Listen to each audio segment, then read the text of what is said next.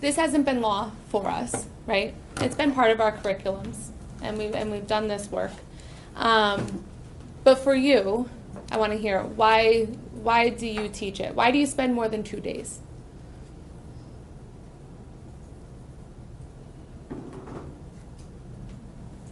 So I think it's interesting to reflect on how this particular kind of event manifests itself in a population that isn't empowered otherwise. So Holocaust and genocide only exists when the population buys in, right? So you can't commit this kind of act unless the broader population on some level is willing to accept what you're doing, not question it, and then engage, and then other people don't stop it. Right, so like the book Neighbors, about how, you know, people in various European countries just allowed for their neighbors who they otherwise would have been fine with to take away, and although it's not on the same atrocity level, like, you know, how the Japanese Americans were able to be taken away. How do you get complicity out of a population? I think on a social level, it's a very interesting concept to discuss because it's applicable to students, right? I mean, Steve mentioned the bullying concept, right? But I mean, not to minimize it at all, but the kids can identify with that, right? I see bad behavior, I know it's wrong. I don't have the courage to stand up and say anything about it, so it just continues, and then people always become powerful. You know, in theory, had somebody stood up, done something here, done something there, you know, it could have changed, right? So I think that idea is an important one, which is why I teach it. It's been more than one day on it, but as I mentioned, I do more with the Native American experience, and I think that Which a lot of people kind of ignore. Right. You know, not on purpose, but they might not associate it with genocide. Yeah. Or recognize it as like, that. Like you mentioned with the children being removed from homes, like that happened to the 1980s. Mm-hmm. And to the theory, it still exists today. You know, like those homes and those schools, they're still active, you know, slightly differently, but the kids don't necessarily identify, because our American history tends to be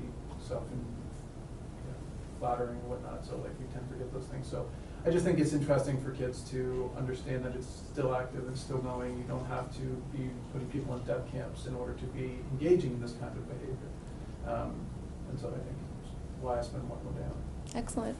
And then from a sociological and a psychological standpoint, like the dangers of scapegoating. And teenagers, for me, like they like to scapegoat. Oh, it's my teacher's fault I got this grade, or, you know. So the dangers of just like, you know, the economic situation in Germany was so terrible, so to blame it on the people that might economically have, or, I mean, anti-Semitism goes on for, you know, starts back in the Middle Ages when they're Yep. blaming the Jews for poisoning the wells and things. So the kids seeing, you know, the dangers of scapegoating, I think, and just how that's a kind of a basic human behavior, and how that can play out in larger, like, governments, like groups of people working on that human emotion or behavior. Excellent. To kind of echo off of that, I spend a good amount of time teaching genocides in my sociology classes, looking in particular in terms of how power is built and maintained by various groups. I find in my own classrooms that students are, or consider themselves to be very familiar with the Holocaust, but really have no idea that these are far more widespread, and that the mechanisms that are put in place to make them possible are much more common than they would ever imagine. So that's why I spend more time. Almost as if we want to believe that the Holocaust was the last one. The It could never happen perfect again because it was so awful. You know, we as humans, we recognize how awful it was. But yeah, it's still, the behavior is still happening in the world. A book I was assigned in college, the name remains with me. They thought they were free. And it's a story of the foment of what happened in Germany, and how could a society that was so advanced and so sophisticated ever become what it did, and just the danger of this repeating. And to build off what was said earlier, the danger signs, you know, we see groups being scapegoated and so forth, and for kids to know that they have a voice, that they need to see these things, that they need to be proactive to avert such a disaster and unprecedented kind of catastrophe that's happened several times. And our young people are the most impressionable for our future, Yeah. you know? Yes? So the other thing in my human rights class, we talk about the complicity of specifically the United States, but like, you know, so you mentioned the UN and UDHR and all these things that the United States was a big part of behind, but then, you know, like the HMS St. Louis, we turn away the Jews. Right. With Bosnia, we choose not to get involved. With Rwanda, we choose not to get involved, and what complicity means. So that's for me a big part of engaging kids in activism is understanding that your silence equates to the same kind of behavior. Right, and I think one of the most important things, I think everything that everyone has shared, you know, has really hit this list. But this is one of my favorite. Nothing happens by accident. And we have to make sure that we are really focusing on, you know, historical events. And when we look at our Connecticut standards for history and our inquiry, it's fine to ask, why is this happening? You know, and look at people and human like behavior to see if our young people can actually come up with some preventative answers, because they are young and they are, you know, so I guess so fresh to the ideas that sometimes, you know, we look at it with a jaded view as we become, you know, later on in life. That, oh, I can understand we couldn't get involved in Bosnia because such and such, right? We figure out these justifications, but younger people, they haven't learned all those things yet, right? So they kind of ignore a lot of those justifications.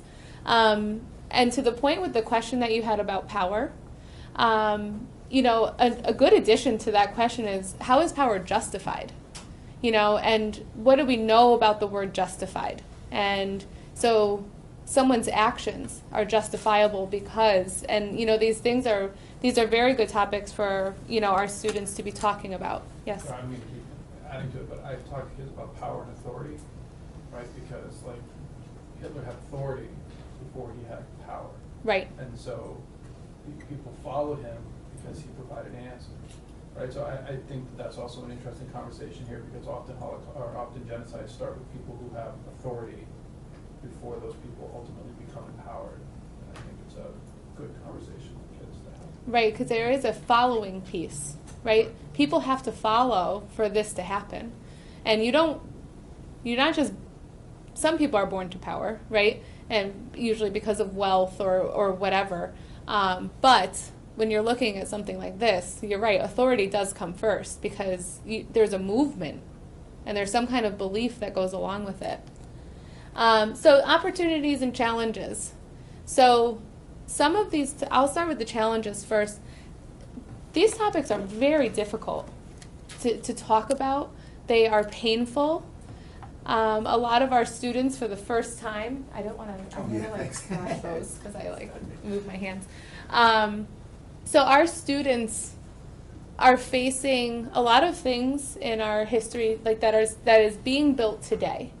And they could probably make a lot of connections to, you know, to history with current events and current situations.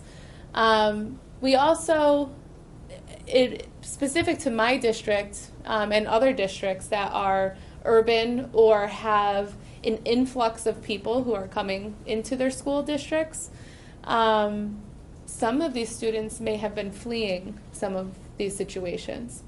You know, so there is some challenge in terms of what type of teacher you are. And I firmly believe to talk about these topics, you have to build relationships with your students first in your classroom, because there are going to be things that may be said that are painful and difficult for some students to see or hear. So you really do need to know your audience and know your children that are sitting in those classrooms. So, you know, the balance also between stories, you know, of tragedy, there is also people who are helping, right? Some of the most uplifting ways to teach some of this is look for the helpers. And sometimes we focus a lot on all of the consequences and the outcomes, but there are also stories of heroism. And I think our young people, self-efficacy tells you they need role models, right? So we also need to make sure that we are including the heroism sides of these stories to help students see a path, you know, through it. and maybe they'll be able to, help us in the future with prevention. Yes? Just to go along with what you just said, I'm going to paraphrase a line from The Book Thief, and the narrator is deaf. It's a fabulous book. And at one point he says, because it's set during the Holocaust, I've seen the worst of humanity, but also the best of humanity. And I think that is such a powerful idea. Yes.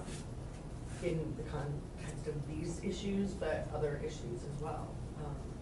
When you see what's going on with the students at Parkland and what they've been able to do, and it's not on the scale of this, but it all begins somewhere, because there's Yeah. steps, right? There's always steps, and I think that's how we make it relatable to students. Is that while these are massive world issues, there are things to connect to, our daily lives.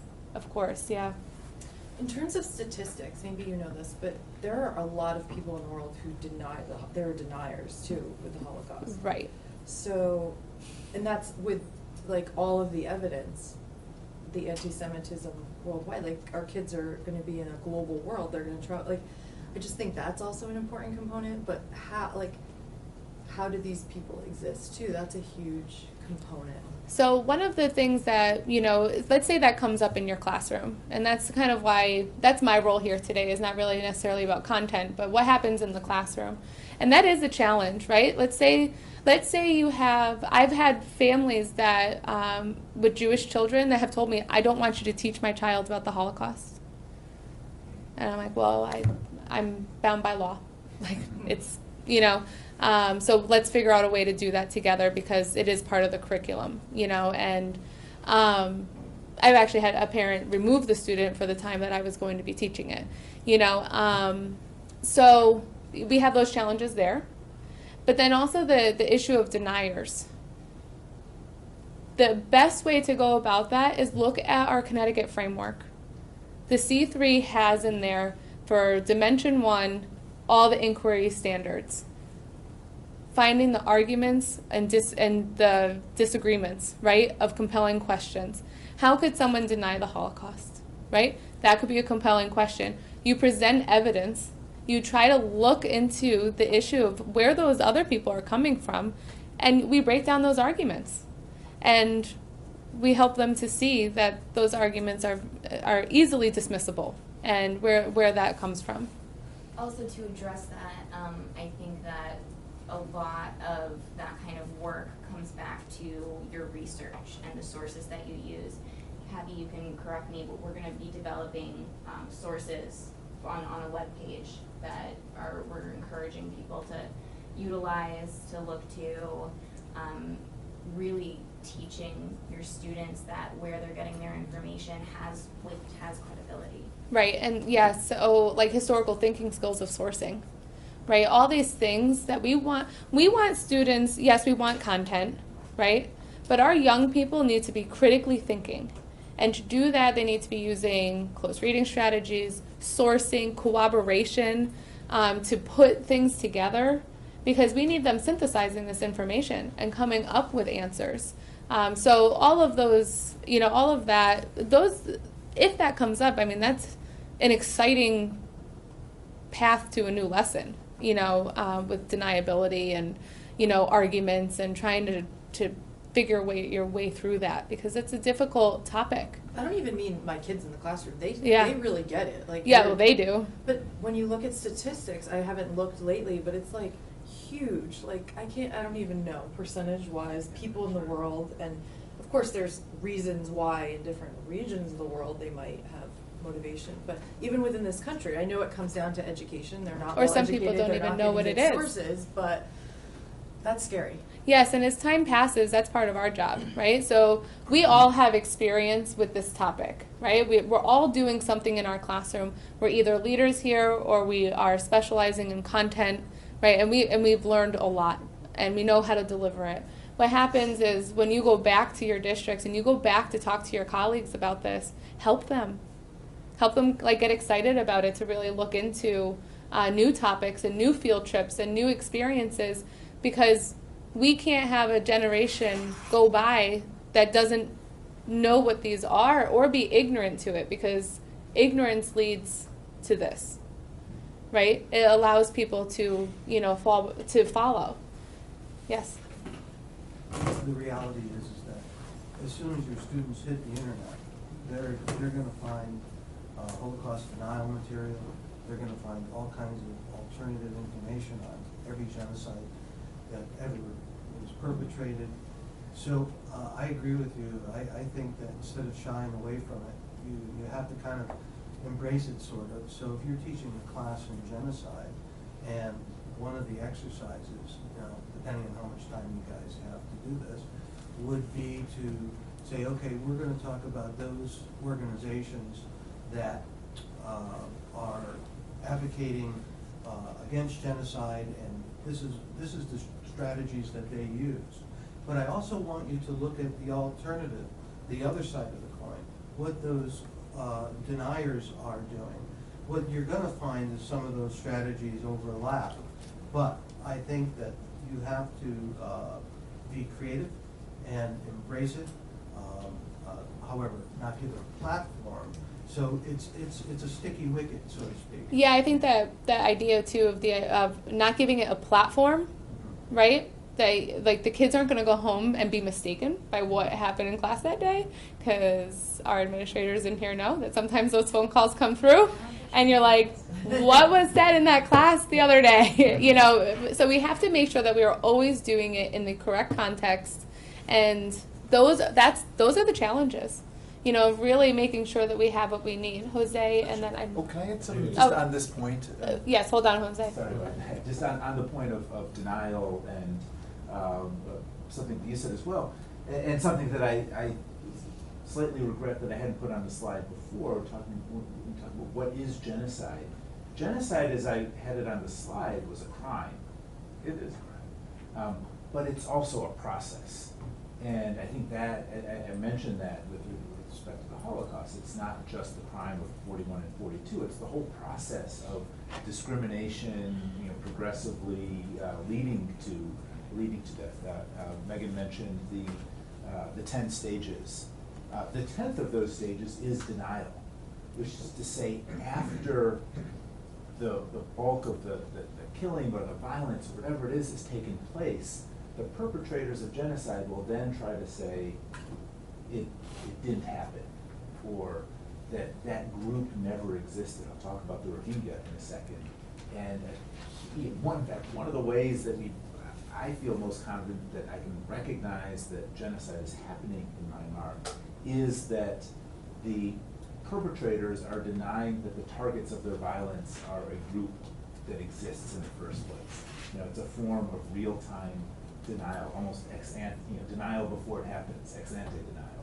So I think one way to address this is to remind people, or to approach genocide as a process, to talk about the sort of the earlier steps of discrimination, of exclusion, and then say, hey, there's denial out there. I think it is very important to meet it head on and say, well, why is this denial there? Doesn't it fit the same pattern? The effort to deny follows through the same pattern that began with the effort to discriminate and included the effort to kill. Thank you. I think that this is an opportunity for teachers to help in teaching tolerance. I mean, be respectful of the differences, especially in our country that is getting more diverse and diverse. And we as teachers can help by avoiding some kind of anger or people that think about superiority or things like that. So this is a great opportunity to teach. Yeah, I agree, Jose. So, I really do believe that this is an opportunity to be teaching tolerance, diversity, multiculturalism, so that when we better understand other people, that when you have knowledge, you have to use it, right? when you're ignorant to something, it's very difficult to open up, right? And you had a comment too. Yeah, just as a resource, it was interesting. There was a book I read years ago by Michael Shermer, who's a psychologist, called Why People Believe Weird Things. And there was a whole chapter on Holocaust denial. Oh, interesting. Because you're mentioning like source analysis and things like this. And he talks about how the absence of one document written by Hitler saying this is what we're going to do, how they focus on stuff like that, and they focus on gaps. And a lot of the book talks about like conspiratorial thinking and how they misuse logic, essentially. So. Excellent. Yeah, that sounds really interesting in general, you know. So when we're looking at opportunities and thinking about, you know, even books and sharing, you know, and even today and having conversation together has been kind of inspirational in itself, right? It makes you kind of want to go back to all your lessons and like rethink things and maybe like redo some questioning or, you know, make connections with some of the social studies content for our ELL people or ELA people. So, you know, we do have a lot of opportunities. We have opportunity to teach about bias, bystanders, upstanders, you know, compliance. Elementary school, we do want behavior, you know, work done. So like compliance might not be the best time to talk to them about that because we don't want kids running all over the place, you know. But when we start talking about behavior of treating other children, right? If you can be nothing else in this world but be kind, right? These movements are really helping to form new relationships in our schools and to make school a safe place for growing. Civics and government and politics.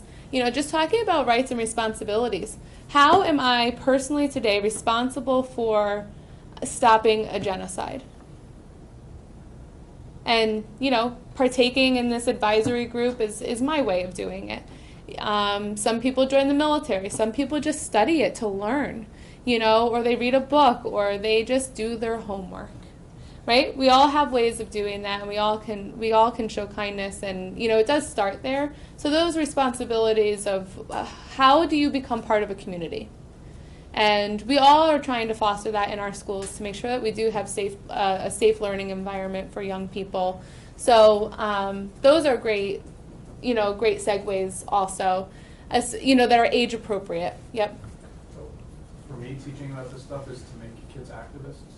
Right, so not like necessarily out marching and protesting activists, but like to be active, engaged, right? So for me, that's the important part of it. And so for me, the challenge is that the Holocaust has become too historical. And so it's, you know, World War II veterans are dying out, they're not alive. Like I was just in Canada and one of the Canadian papers was running that one of the Holocaust survivors just died. Like there aren't that many left, right? So this is becoming a historical event and then becomes something that I think kids have a harder time identifying with because it doesn't seem like they don't use the cash chambers, right? We talk about the Rohingya, that's a genocide occurring in a different way. So I think one of the challenges is to not make this a historical event and to teach it as a current event and to teach it as current, and that, like you mentioned, heroism, and I think what students often do is they look at the people who like Schindler as a person who was born with extraordinary ability to be a hero, as opposed to an inherently flawed individual who just happened to see an economic opportunity to save people. And that they should understand that most of those heroes were just people who had the right moral balance to realize what they should do. And so for me, those are the focuses of the lessons, is not so much about the content, but about how to teach kids to stand up and say something on a very small level, which then builds, you know. Yeah, does anyone at your school districts have an elective for philosophy? Yeah, we do at Danbury too. That is also an interesting place to put that with like ethics, you know, about, you know, including some of that, especially or sociology classes and psychology classes. Ethics is another great segue about making the right decision at the right time. You know, you're a hero after, not during, right? Like when you're doing what you're supposed to be doing because of a moral compass that you have, that is putting a positive impact into the world, and you're doing these things, right? You don't feel like a hero as it's happening. It's like the outcome, and someone else calls you the hero. You know, and not everybody's even seen doing some of these things. So, you know, how can we do that even if it's unseen, and character building, all that. Yep. I think that's a great point, and I think that when we look at rescuers, we have to realize that a lot of the rescuers made those decisions. They were split decisions in how that they were made. There were rescuers that did it for positive reasons, rescuers that did it for negative reasons. They might have been financial, they might have been nationalistic, they may have been anti-Semitic.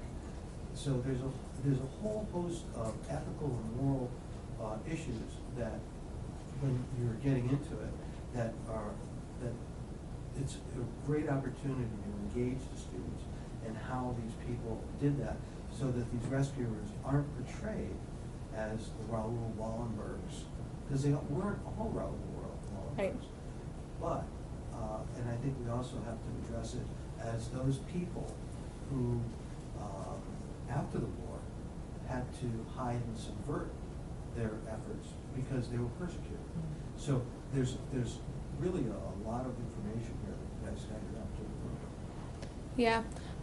One of the things that just came to mind as we were talking about heroes and taking action, this is unrelated to Holocaust and genocide, but in 9/11, there were so many people stuck at Battery Park that it was the largest sea exit in history, right? In American history, and it was all done by people from the New Jersey border that had their boats. They were out, and they just came to Battery Park, took people, and they just kept exporting people out of Battery Park.